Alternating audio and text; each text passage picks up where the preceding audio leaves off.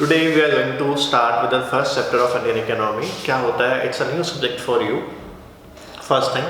Second thing, we need to discuss each and everything about Indian economy in this chapter only. हमारे syllabus को कुछ parts में classify किया.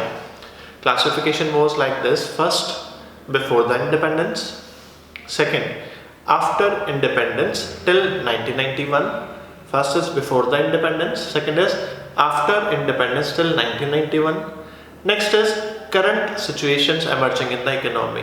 Last is India, China, Pakistan comparative study. तो यहाँ से clear हुआ, पहले Indian economy on the eve of independence की बात करेगा, मतलब 1947 से पहले की.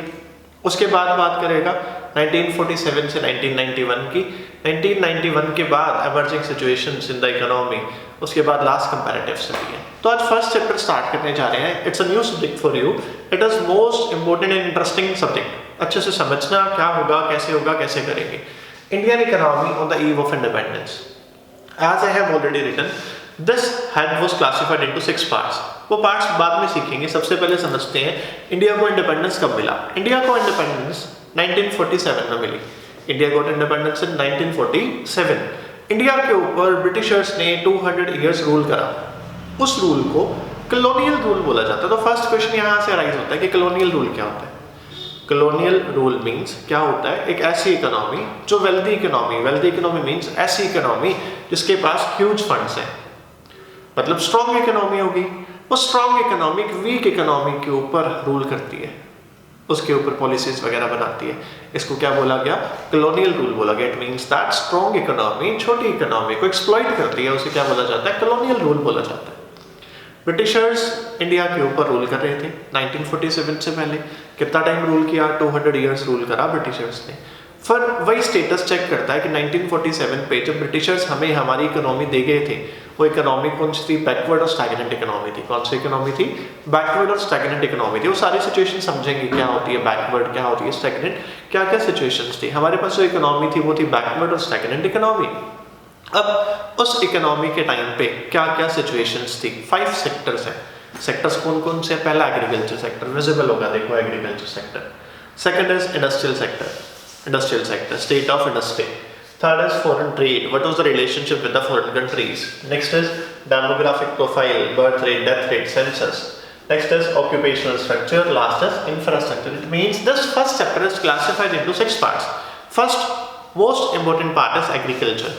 As we already know, we have vast area of agriculture with us. हमारी इकोनॉमी के पास मैक्सिमम एरिया किसका था? एग्रीकल्चर था. मतलब 85% of population was involved in the agriculture.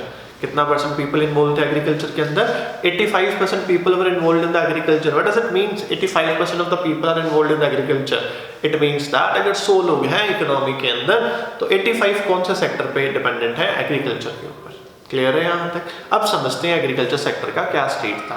Word use करता है मुझे low production and productivity. Low production and productivity. It means that production was low, means land properly utilise नहीं होता था. Production was low, it means land properly utilise नहीं होता था. Next is productivity is also low. Productivity means per hectare of land से जितना output आना चाहिए था वो नहीं आता था. तो फर्स्ट पॉइंट यहाँ पे क्लियर होता है, low production and productivity. Second is high degree of uncertainty. High degree of uncertainty. इसके लिए एक वर्ड यूज करता है बच्चे, vulnerable. क्या वर्ड यूज करता है इसके लिए? vulnerable. Vulnerable means dependent. Vulnerable means dependent. Dependent था. किसके ऊपर डिपेंडेंट था? सिंपल रेनफॉल के ऊपर. क्या होता था? Good rainfall means good output. Bad rainfall means bad output. But was dependent. Dependent था किसके ऊपर? रेनफॉल के ऊपर. It means good rainfall means good output and bad rainfall means bad output. Next is dominance of subsistence farming. It means जो farmers का outlook था वो just इतना था, उतना बनाओ जितना हम कंज्यूम कर सके. It means that उनका outlook subsistence oriented था, commercial oriented नहीं था. वापस डिस्कस करो. फर्स्ट पॉइंट क्या था? Low production and productivity, high degree of uncertainty, dominance of subsistence farming, gulf between owners and tillers of the soil. ये हम पॉइंट पढ़ेंगे. एक ट्रायंगुलर रिलेशनशिप था, ऑनर और लैंडलॉर्ड, टिलर और किसके बीच में? गवर्नमेंट के बीच में. क्या रिलेशनशिप था? गवर्नमेंट कहती लैंडलॉर्ड को कि आप मुझे एक सॉर्ट ऑफ टैरिफ पे करो फिक्स, और आप टेनेंट से जितना मर्जी ले लो. किसको पे करो? गवर्नमेंट को। और आप टेलर को जितना मर्जी एक्सप्लॉइट करो, दैट्स योर विश, हमें कोई प्रॉब्लम नहीं है उससे। तो वर्ड यूज करता है gulf between owners of the soil and tillers of the soil. It means owner were the crop sharers not the cost sharers. जो ऑनर्स थे वो क्या थे? क्रॉप शेयरर्स थे, कोस्ट शेयरर्स नहीं थे। नेक्स्ट वर्ड यूज करता है small and fragmented holdings. It means farmer के पास एक टोटल लैंड है, बट ए लैंड को स्मॉल पार्ट्स में डिवाइड किया हुआ है। कुछ लैंड यहाँ पर है, कुछ लैंड यहाँ पर है। इट मींस दैट जो लैंड है वो स्मॉल पार्ट्स में डिवाइडेड है। जब लैंड स्मॉल पार्ट्स में डिवाइडेड है, इट मींस उस लैंड का प्रॉपर यूटिलाइजेशन नहीं होगा, उसको मेंटेनेंस की कॉस्ट ज्यादा आएगी और उससे उतना आउटपुट नहीं हो पाएगा। वर्ड यूज करता है small and fragmented holdings. Land revenue system under the British raj में प्राइमरी रिलेशनशिप था। Forced commercialisation of agriculture. क्या था forced commercialisation of agriculture? Britishers Indians को पैसे देते थे कि लो भैया एडवांस पेमेंट्स ले लो। किस चीज के लिए ले लो? आप हमें जो आपका एग्रीकल्चर लैंड है वहां आप एक चीज प्रोड्यूस करके दो। उस चीज का नाम था इंडिगो। क्या प्रोड्यूस करके दो? Indigo. Indigo means a powder that was used for dyeing और bleaching in the British industries. Britishers अपने इंडस्ट्रीज में उस पाउडर को यूज करते थे। तो वर्ड यूज करता है बच्चे यहाँ पे फोर्स्ड कमर्शियलाइजेशन ऑफ एग्रीकल्चर। ये पॉइंट्स वापस रिकॉल करो।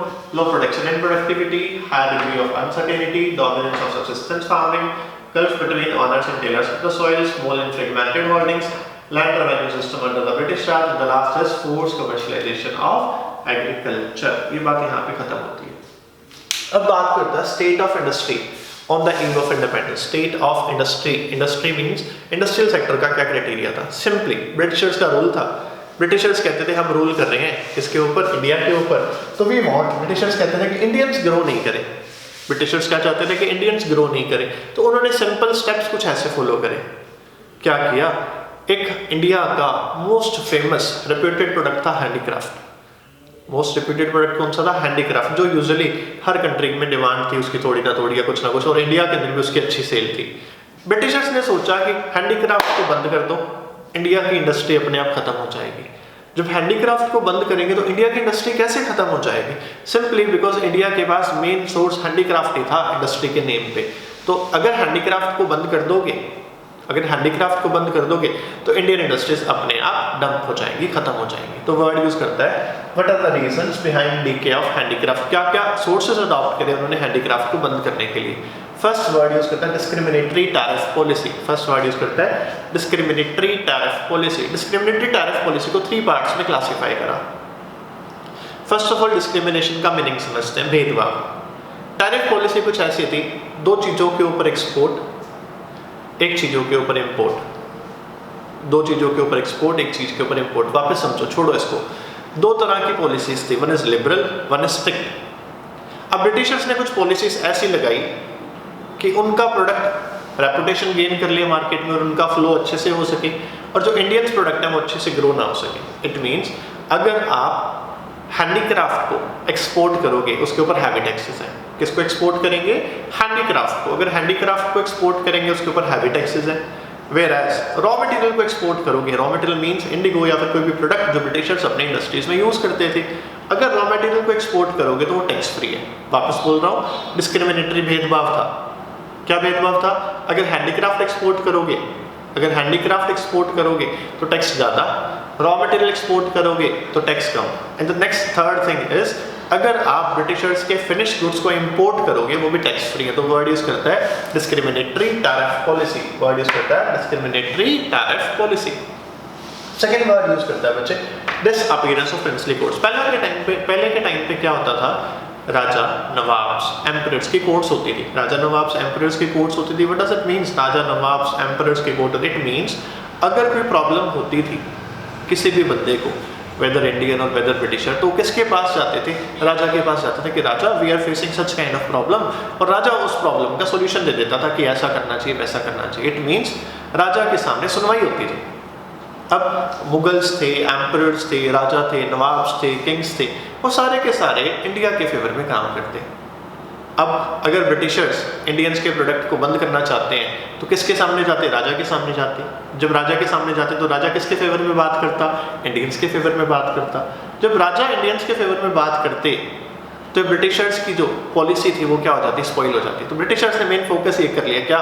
Disappearance of princely courts. It means अगर इंडियंस कोई भी प्रॉब्लम फेस करेंगे राजा नवाब के सामने नहीं जाएंगे, वो किस में जाएंगे, इंग्लिश कोर्ट्स में जाएंगे, जो आज प्रेजेंट टाइम पे कोर्ट्स चलती हैं। और वो इंग्लिश कोर्ट्स एस्टैब्लिश किसने करी थी, ब्रिटिशर्स ने एस्टैब्लिश करी थी, सो दैट ब्रिटिशर्स अपने प्रोडक्ट की पॉपुलैरिटी गेन कर सके और इंडियन हैंडीक्राफ्ट को स्पॉइल कर सके। तो फर्स्ट वर्ड यूज करते थे discriminatory tariff policy.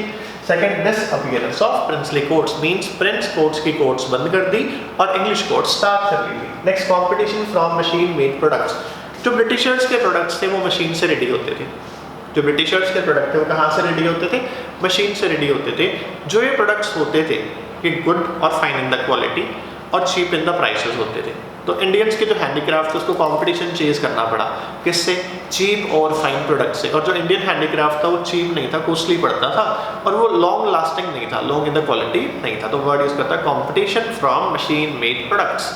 Machine made products means the products which we are importing from the British countries. Next word use करता है बच्चे new patterns of demand. Western outlook आ गया था, जो इंडियंस थे वो वेस्टर्न आउटलुक को अडॉप्ट करना स्टार्ट कर दिया था, तो हैंडीक्राफ्ट खत्म होता गया। Introduction of railways in India, railways का इंट्रोडक्शन हुआ 1853 के अंदर, रेलवेज का इंट्रोडक्शन हुआ 1853 के अंदर। क्यों किया था ब्रिटिशर्स ने रेलवेज का इंट्रोडक्शन, सो दैट वो इंडिया को एज अ मार्केट एक्सप्लॉइट कर सके, इंडिया के अंदर अपना फिनिश गुड्स बेच सकें और इंडिया से रॉ मटेरियल लेके जा सकें। सेकंड वर्ड यूज करता है bleak growth of modern industry. क्या वर्ड यूज करता है, bleak growth of modern industry, it means slow growth of modern industry was there at that time. दो हेडिंग्स हो चुकी हैं बच्चे, one is agriculture sector, one is industrial sector. अब word use करते हैं फॉरेन ट्रेड की। ये हमने पॉइंट पढ़ा है डिस्क्रिमिनेटरी टैरिफ पॉलिसी में। जो इंडिया था वो नेट एक्सपोर्टर था, किसका एक्सपोर्टर था, रॉ मटेरियल का। Raw material means sort of Indigo, और इंपोर्टर था किसका, फिनिश गुड्स का। तो वर्ड यूज करता है इंडिया नेट एक्सपोर्टर था किसका, रॉ मटेरियल का, और इंपोर्टर था किसका, फिनिश गुड्स का। Monopoly control of India foreign trade, जो इंडिया ट्रेड करता था फॉरेन कंट्रीज के साथ उसकी मोनोपोली थी, इट मींस 50% से ज़्यादा ट्रेड वो किसके साथ करता था बेटा, ब्रिटेन के साथ करता था। तो वर्ड यूज करता है monopoly control of India foreign trade. Next word use करता है surplus trade but only for the benefit of Britishers. Surplus trade means एक ऐसी सिचुएशन जिसमें एक्सपोर्ट ज़्यादा था, एक्सपोर्ट किसका बच्चे, रॉ मटेरियल का, और इंपोर्ट कम था। इट मींस इंडियंस के पास कुछ ना कुछ पैसे बचते होंगे, जैसे 100 रुपये का एक्सपोर्ट किया, 80 का इंपोर्ट किया, तो इंडियंस के पास कितना बचता था, 20 रुपीज़। सो इसे सरप्लस ट्रेड बोला गया। अब सरप्लस ट्रेड था तो इंडियंस को फायदा होना चाहिए था, तो किसके बेनिफिट के लिए था, ओनली फॉर द ब्रिटिशर्स। तो यहाँ पे वर्ड खत्म करता है foreign trade on the eve of independence. Next बात करते हैं demographic profile, status of our economy on the eve of independence. क्या था, हाई बर्थ रेट और डेथ रेट। बर्थ रेट कितना था, 48%, डेथ रेट कितना था, 40%। फिर वर्ड यूज करता है infant mortality rate. Infant mortality rate means the rate in which child below the age of 1 year, जिसकी डेथ हो जाती थी, तो वर्ड यूज करता है 218 पर 1000। लाइफ एक्सपेक्टेंसी पहले के टाइम पे कितनी थी, 32 ईयर्स, नाउ 60+ ईयर्स लिख लो, 65 भी बोल देता है, 68 ईयर्स भी बोल देता है। लो लिटरेसी रेट 16% और 7%, ऐसा कुछ डाटा था। Literacy rate means children above the age of 7 years, those who are able to read and write, जो ऐसे बच्चे जो लिख सकते हैं और पढ़ सकते हैं, उसे क्या बोला गया, लिटरेसी रेट बोला गया। वो क्या था, कम था as comparative to other countries. अब बात करता है बेटा ऑक्यूपेशनल सेक्टर की। ऑक्यूपेशनल सेक्टर में क्या था, प्राइमरी, सेकेंडरी, टर्शियरी, 3 सेक्टर थे। क्लासिफिकेशन कुछ ऐसा था, 70 to 75% प्राइमरी सेक्टर से प्रोडक्शन होती थी, 10% सेकेंडरी से, 10 to 15% टर्शियरी से। ये ऑक्यूपेशनल सेक्टर भी यहाँ पे खत्म होता है।